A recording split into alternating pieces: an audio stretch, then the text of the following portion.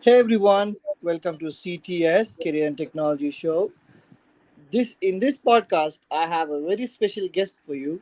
So he's a sport analyst, right? Have you ever heard of someone like that? Have you saw people like that? Have you seen people like that on Twitter and stuff? So let's interview him and try to get information on how he chose this career and how is this, his dream job. Okay. Without any further delay, I'm gonna start asking the questions. And so, hi Nick, how are you today? And if you can please start by what's your background and how you got started in this sports, media analysis. Yeah, thank you so much for having me. Pleasure to talk. Especially when you're working in a field that you love to be in. So yeah, uh, I'm an IT engineer by profession. Uh, did my engineering, uh, had decent numbers, but I mean, while doing engineering, I realized that this is something that I can't do for life, uh, and hence I didn't know well to look at, but I have always been watching a lot of cricket, and I felt that maybe uh, I get the game a bit, or I just feel very passionately about it. So let's write. So I kept writing at the side while I was still in college, and uh, luckily in my third year itself, I got an internship in terms of trying to work on social media front for cricket. So we're handling player profiles and player association pages and all of that. So that was a good opening into this world of how things are done. And I mean, this is 2011, so it's still a decade back, and it wasn't that common to have access to people, players, and all of that. So it felt surreal, Exactly. and I mean, sleeping, having known that you know the passwords to probably some of the big names in the cricket system, and you have access to their profiles, felt very childishly good. Okay, wow, you, of course you're not going to do anything there, but just being able to be in that position, I think, gave me a lot of happiness, and I felt, of course, privileged. Okay, I am in a position to take a call like that. uh, Post my engineering, I didn't sit for placements much because I always wanted to continue, having gotten an internship already. So there was always that battle with my parents that, allow me to try this field. And you can understand why parents are also at times Yeah, not quite sure about passion, because uh, passion fills your heart but not your stomach at times. So it takes a exactly. it True. takes a it takes a bit of time for you to grow, especially if the field is as unstable or new to people. So again, in the long run, very few are able to follow their passion because you have to make your own path. So I'm still on that way, to finding, okay, how do we get better at what we are doing and grow. So that remains a challenge even now, but I think that's how I got into it, that let's try and be in this field as much as we can.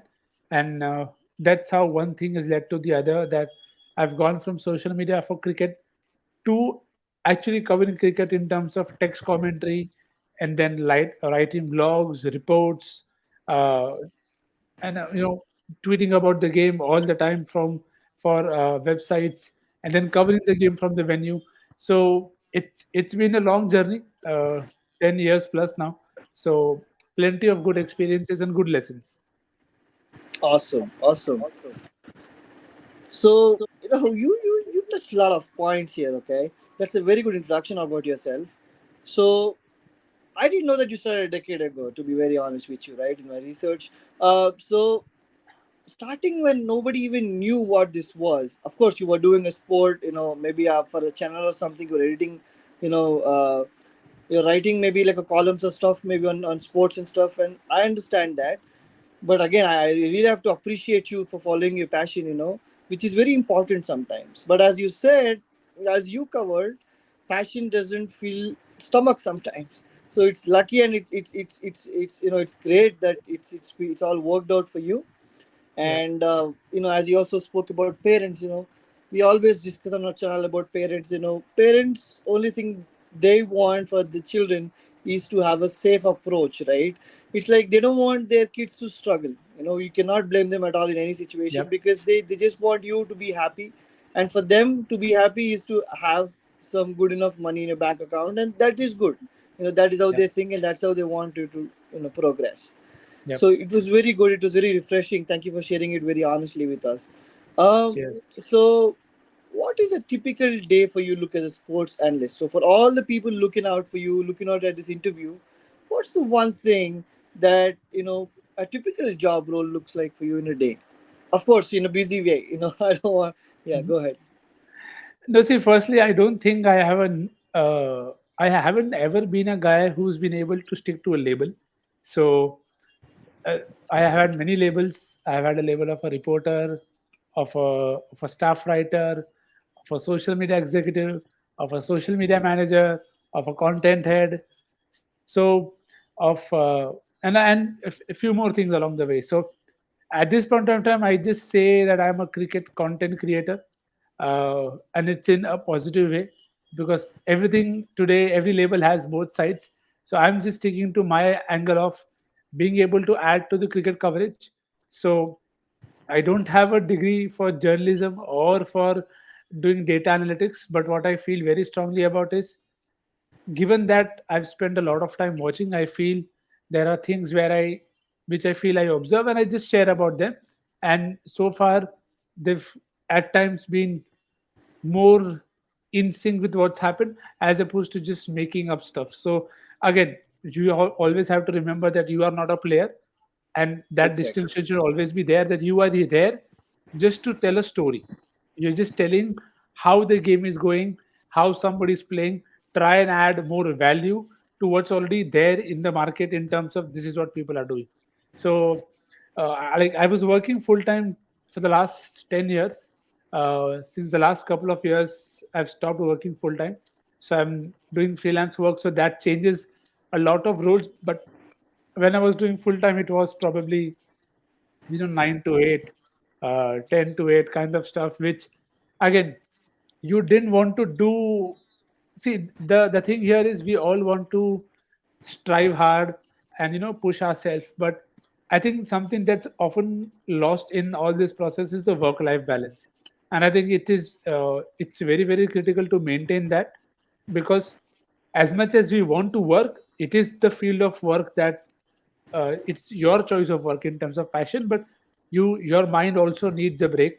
Your mind also needs that refreshment. So balancing it out is very, very important. No matter what job you're doing, it might be something you love, but you have other responsibilities as well. And again, maybe it works more for me because I have a very young family and I got married when I was 26. So it's different for different people, and hence you have different responsibilities to take care of. So as of now, given the World Cup is going on, most likely my match days are booked. uh, in terms of, you have a preview, you have a review to do, and then even now while you're recording this, we are watching a game and trying to make as much mental notes or writing stuff down if I feel something is happening somewhere that I may want to talk about later. So that's what it mostly is, in terms of watching the game, covering the game there, and then I am in tie-ups with a few firms for producing content with them, be it editorial or fantasy, or just talking more about the game. So that's what it usually is. Uh, on a long ODI day, it amounts to 10-12 hours, but then you completely switch off. So that's how it is. Sometimes it gets hectic when there's tournament, but then that's what we pick this field for. So and tournaments have their own excitement. So yep, the more we try, the better we get. Exactly. Awesome.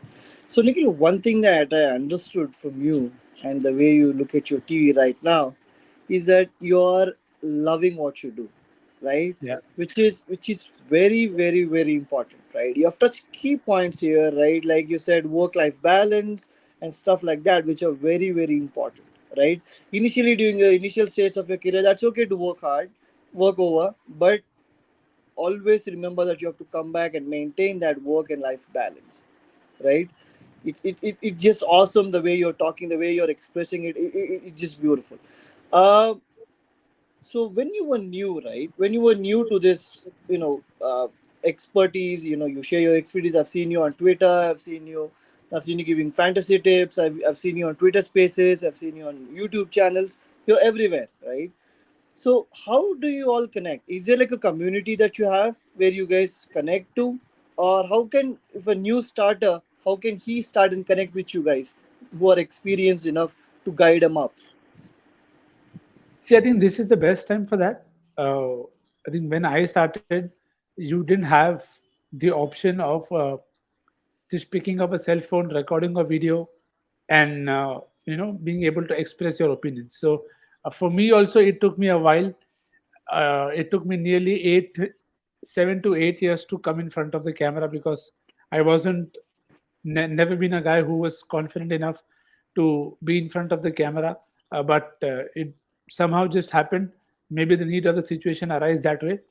So everything happens at its own time. But today the option that there is there, that you can, if you feel strongly about something, about anything that you love, like, you could just straight up make a video, put it up on YouTube, and then you can connect to like-minded folks from there.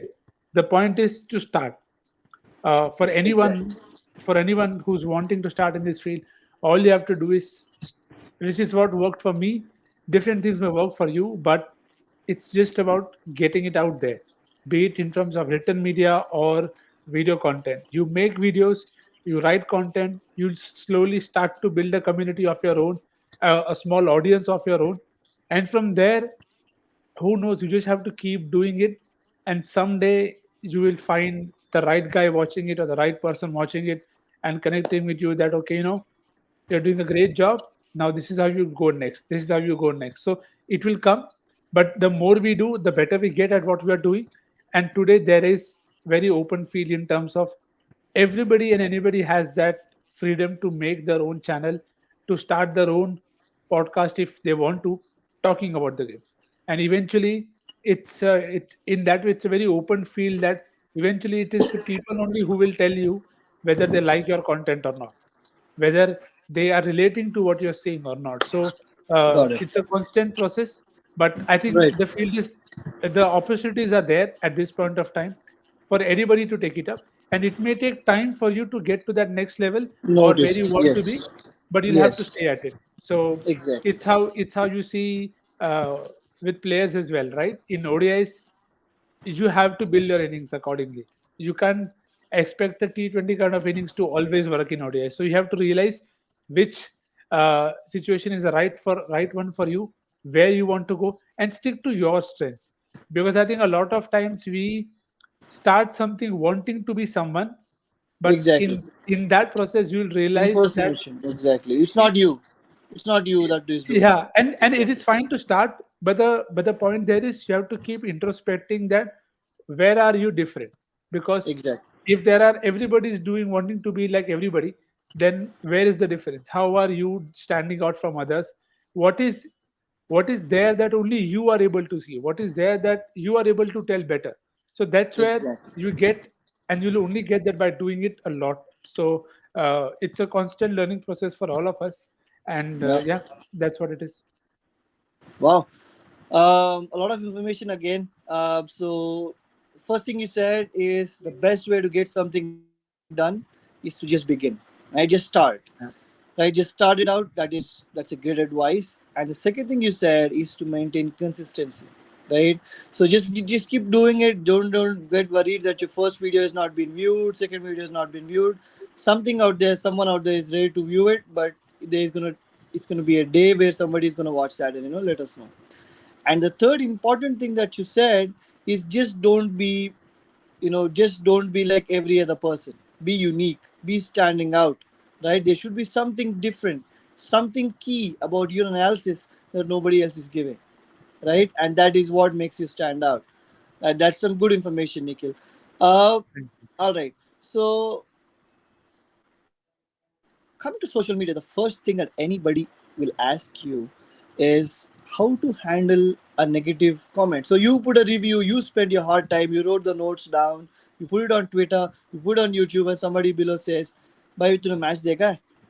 Right? And you literally you have done that. You have literally done that all day long. So how do you respond to that comment? Yeah, I'd say that's one of the biggest, I don't know, boon, bane, whichever you want to go about it, Okay. that uh, everybody is always free, and they should always have their opinions because that's what makes people different.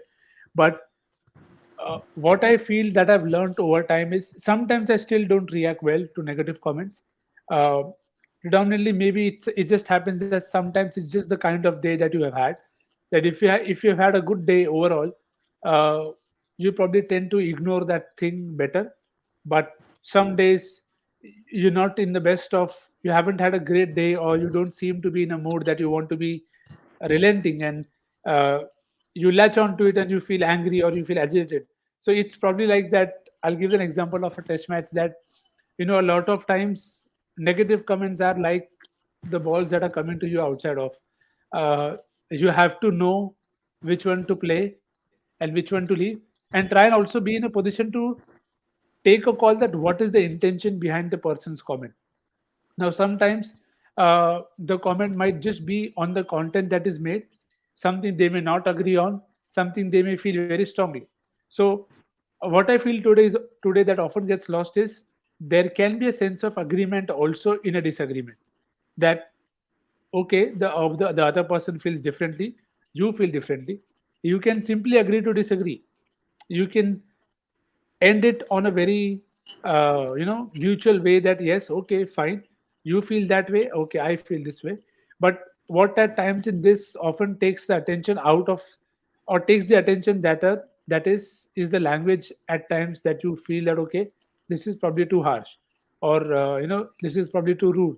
And that's where you need to decide for once that how do you want to be, reactive to it. Because there will be days when you, as I said, you will be able to ignore it, but the other days you have to find a way that okay, whether you want to be the person that you are, or whether you want to just give it back for the sake of it. So I think that is something that's very crucial to decide that okay, I feel if my point is right and I believe in it, if you disagree, okay, great. Or if you feel that I've said something completely blasphemous, I'll try and understand your POV, and if I agree, I'll say okay, fair. But if I don't agree with it, I might just still put my opinion and move on from it. And if there are people who will constantly try and get under your skin, if you feel you are able to deal with it, fine, great. If you're not, you just block and move on. So eventually there is no one rule that fits all. You have, everybody's different, we all react to things very differently. So we just have to find a way to see what works for us and at what levels do you want to take what actions. So that might just help deal with it in a better way. Makes sense. Makes sense. Um, Sometimes, right, when you're doing a sport reporting, or you're on Twitter, you're putting regular updates. Sometimes what happens is the authenticity the accuracy, the authenticity of the news might sometimes get compromised or something like that. Did you face situation like that? So recently when Heath Streak, the Zimmerman captain, right, he just he was for suffering from something. People said he passed away, but he literally did not, right? Situations like that, some already sports analysts already posted that he already passed away. So did situations like that arrive for you? And if they did, what did you do? Or what's the priority for you? Like quick real time updates or authenticity and accuracy? See, I am not someone who's big on updates now, uh, because again, it is something, as you rightly said, the field is changed very quickly now. A lot of the stuff is broken on social media more than uh, on print, which was the case before. So everybody wants to have the piece of impressions, and it's not wrong or right. It's just how times are right now. So it doesn't happen with me because I'm not somebody who wants to break a news. I've never been that person. Makes So sense. and what Okay. and whatever, if I get an update, it might be from a verified source, or it might already be there on paper somewhere, which is why I have written it. Because otherwise I wouldn't do it. So that is something that works out for me very well. That we are not worried about being the first one to break the news. So that just solves most of my problems. Okay, that's a good advice. So one last thing, right? How important, as you said before in your in your response as well, how important how important is storytelling in social media? See, again, this is also goes back to a point of where you want to be and what you want to be as a person in terms of storytelling. That what do you want to say and how you are saying. Now, there are people who look at it from a numbers point of view, so they have a different POV. There are people like me who try and go from a human story point of view, but then you have to also balance it out by not going too much into emotional side, but also telling what's very practical and objective. So it just has to be a balance. And as I said at the start, that we are not players, so we are not going to be technical experts. So whatever we say has to be in that zone of we are just telling how things have worked out for someone, and this is how we want to tell it. So I think in terms of that, it's just finding a balance, but also knowing what is it that you want to add to the story, because that story might be known by for everyone. But is there a something different that you've spotted, that you've observed, that you want to add there? That could really be the difference eventually. Got it. Got it. Got it.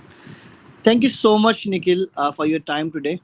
I see Yeah, that you're very busy for your next, you're looking at the match very carefully for your yeah. updates, and that's what you do. So, all right, thank you so much. That's a great start for us. We will be connecting more, and then we'll try to get as much information as we can and pass it on to next generations. Thank you so much, Sure. Nikhil, and have a great day. Thank you so much. You too have a great day. See you. Bye. Bye bye.